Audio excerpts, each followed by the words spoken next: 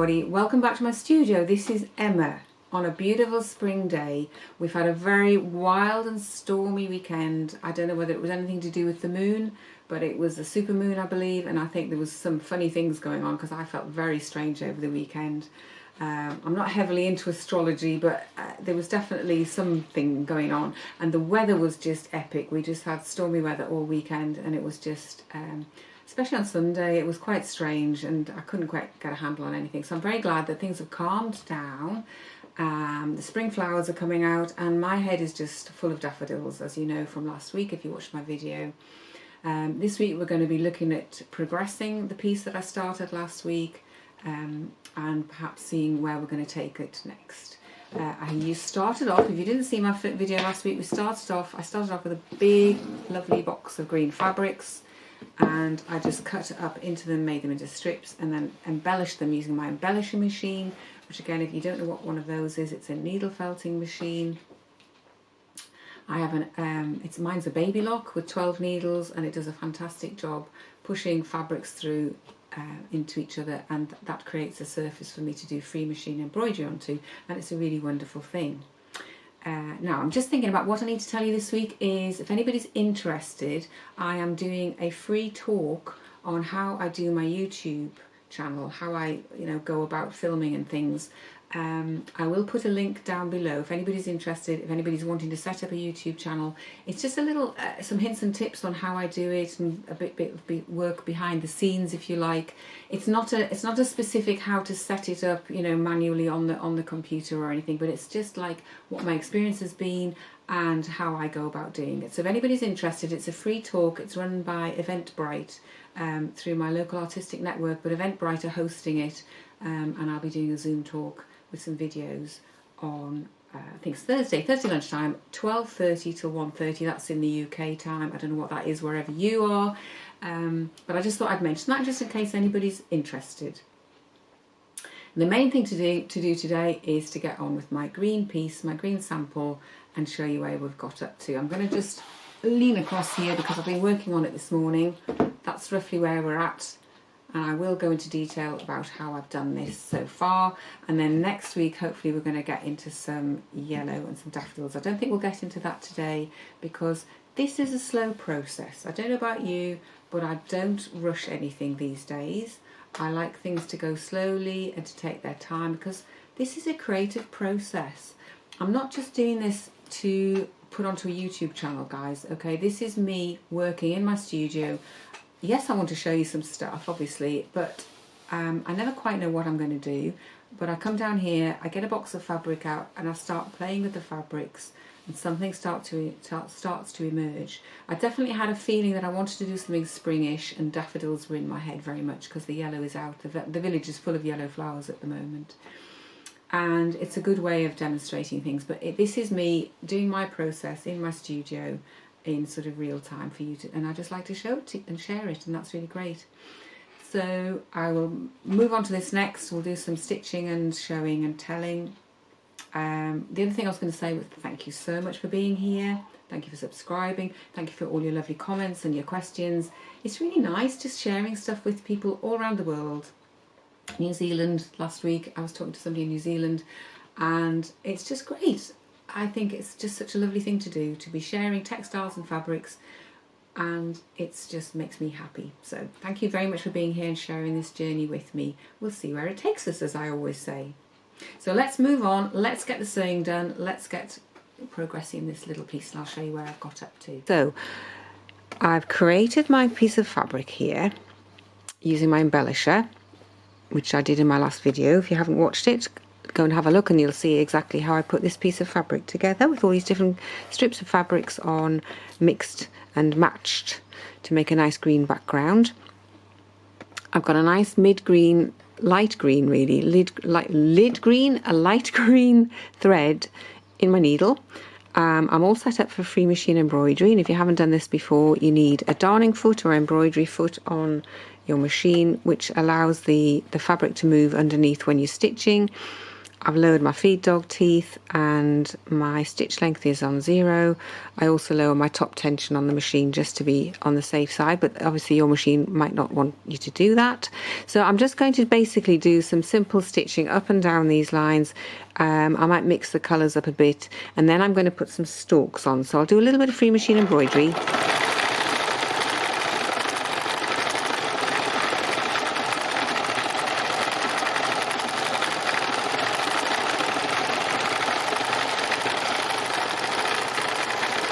I'm not too concerned what it looks like. I'm just adding some more colour into the mix, and the stitching I think just makes the surface look better.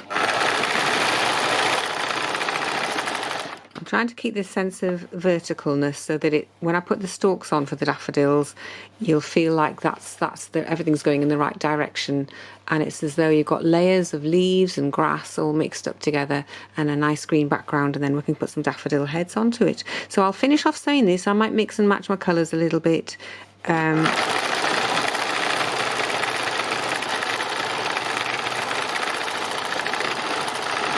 that's really very simple.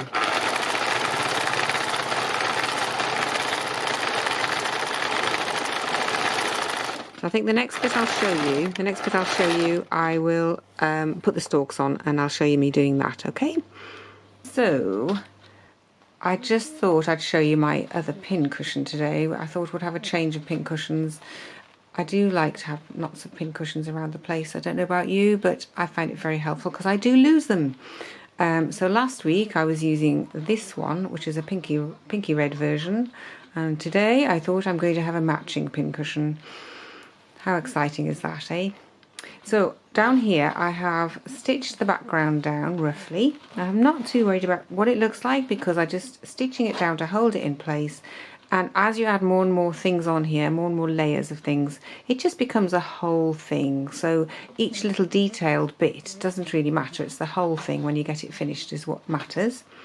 So I had this beautiful green linen.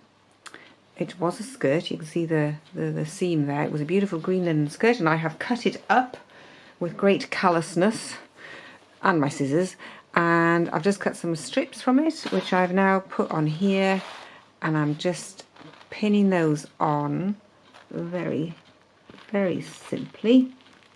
I'm not too worried about exactly where they go because it's, as I say, it's the effect of the whole thing, not just, you know, each individual bit becomes part of the whole picture when you put it all together. And these will move around a bit. I thought about embellishing them down, but I thought what will happen is it will just raggedy the edges, make the edges really raggedy, and I don't think that's necessary. And I actually want these to stand out a bit against the background. I think you can see already that they do have that effect because this is the stalks and the leaves. So I'll pop these on. I don't know yet exactly how I'm going to do the top bit, but we'll have a little play. So I'm going to take this back over to my sewing machine with a darker green thread in, and I'm just going to stitch around these and get them laid down. So let's go and do that.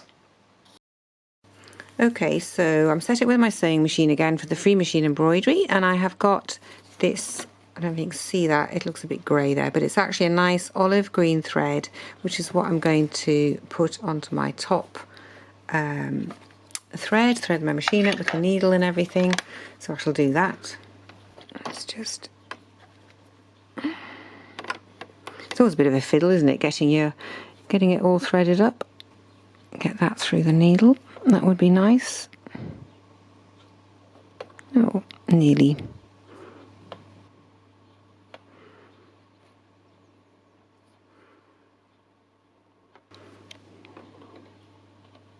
Magic. Little pair of scissors. So helpful. Right, okay, so we'll get stitching on this now. As I say, I don't mind what kind of stitching I do or where it goes exactly. I'm going to roughly down the edges, and I might do a bit in the middles, and I might even go off the edges because I think that can look quite nice too. This is the lovely thing about free machine embroidery, is you can go in any direction that you want to. So I could slip off that one and I can go up this one like this, you see, without actually having to sort of stop and, you know, if you're doing this with your normal foot on, you'd be stopping and changing direction. And I'm also not too bothered, as I say, about where they end up. I'd rather they ended up looking kind of natural. So if they move while I'm stitching them, I think that's absolutely fine. I can always add something more on top. And at the top end, at this end, I'm not too worried about where they end up, because some of them are going to be leaves, and the yellow of the daffodils is going to be up at the top here.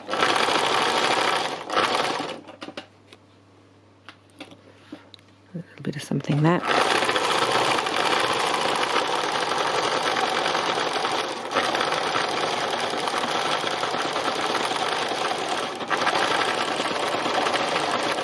And if I want to move from one to the other, I can either do it across the bottom at this end, I could move across, but I'm actually at the top here, so I think I'm just going to move across like that and start again on the next stalk.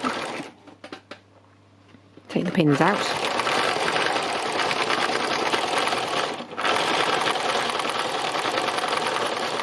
So I'll stop there because, you know, it's not riveting watching this bit, I don't think. Okay, so what we've got here is I've done the stalks and I've done some leaves. Now some of these will be leaves and some of these will be stalks, and when I've got the heads of the daffodils on, I might add some more bits in, some more leaves, or I may not, I don't know. This is a work in progress, and it is a process, and it's a process really of exploration, because I'm not quite sure exactly how it's going to turn out, and I'm working with each piece of this process as I go through it, if you like. So what I've realized is I suddenly thought I really need to think about my edges, and I had thought I would put a mount frame on here, but I haven't actually got a big enough one. If I just show you, I've got this mount here, which is quite nice because it does show you the sort of effect that I'm getting, but it's not anyway big enough, and I don't want to lose all of this lovely effect that I've got going on around here. So I've just been looking at turning over the tops where I had some fabric overlapping, like down here. I've just been turning it over at the top and pinning it. Now some of the bits there was bits missing, and down the sides it wasn't really wide enough to overlap over to the back. Okay, so what I've done is, this is the excuse me, I'll get my teeth in. The beautiful thing about an embellishing machine is that you can just add strips on, you can add bits on. So I've cut out little fine strips like this, and you can just add them on. You can keep adding until you're satisfied with what you've got. So I've added some bits on where there were gaps, where the fabric didn't sort of overlap properly. If I turn it over, you might be able to see it's a little bit thin on the ground in some parts, so I might do another piece going over there.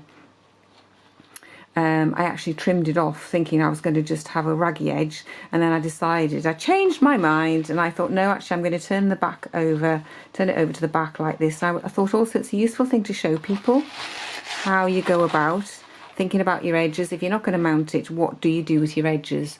And sometimes I just leave them quite free and sticking out a bit like this. I might just trim them, and you could even embellish those edges so you get a nice raggedy effect. But what I'm going to do is, I don't know if you can see along here, I've stitched, because I was joining up as I went along the stalks, I kind of just went along the bottom. I'm going to unpick those little bits of green. I'm going to add some more little strips of fabric on where I need to with the embellisher, and I'm going to turn that in like this and like this, and then I'm just going to finish stitching that down before I start doing the heads of the daffodils, because I think that is then ready to go, and I'll know exactly where my daffodil heads need to go. So I just thought I'd share that with you. Nothing's ever set in stone. This is very much a work in progress. I'm exploring how I'm doing this. I just thought I'd show you the back as well. You can see some of where the embellishers push the fabrics through, and this is just all my stitching on the back, showing all the leaves and the grasses and the daffodil stalks. So that's what I'm going to do next, and we'll see where that takes us. I do think a stitch ripper is a very underestimated piece of equipment in the world of sewing. It is such a fantastic little piece of I don't know what the word is. Utensil. It's utensil? I don't know, a tool. It's a tool, isn't it? And this one my mum gave me. She gave me actually two in the end. I've got a red one and this creamy one, but actually this one's my favourite these days. And it does get quite a bit of use. I'm picking those things that I didn't mean to sew, and I really think it's great. It's a very unsung hero in the world of textiles. So I'm going to celebrate it today. I'm going to say, let's celebrate our stitch rippers, guys, because really, without it, you'd be fiddling about with a pair of scissors, and this is really so much easier. Okay, so for those of you who haven't seen one of these before, this is an embellishing machine, and this here is where my needles are. There's no thread in this machine, there's just 12 really sharp needles which needle punch fabrics together. When I press the accelerator foot, this will go like that, and it basically takes a piece of fabric and pushes it through into another one. So I think you can probably see it's pushed the fabric through, so it's all bobbly on the other side, and it's pushing it through the cream wadding which I've got underneath all my fabric strips here. So I just thought I'd give you a little taste of what it's like if you haven't seen one before. It's so useful because particularly in a situation like this where I'm adding bits on, I can just take a strip like that and I'm going to just add it on down like this.